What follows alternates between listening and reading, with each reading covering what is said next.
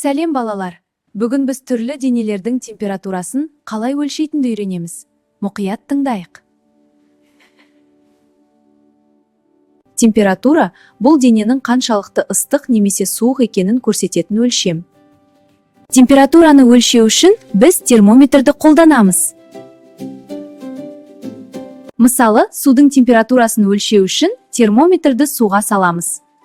Термометр бізге судың қаншалықты жылы немесе суық екенін көрсетеді. Ауаның температурасын өлшеу үшін термометрді ашық жерге қоямыз. Ол бізге сырттағы ауаның жағдайын көрсетеді. Адамның дене температурасын да өлшеуге болады. Ол үшін арнайы медициналық термометр қолданылады. Балалар, термометрді қолданғанда өте мұқият болу керек. Оны түсіріп алмау және сындырмау маңызды, өйткені ол өте нәзік құрал. Термометрді тек үлкендердің бақылауымен қолданамыз.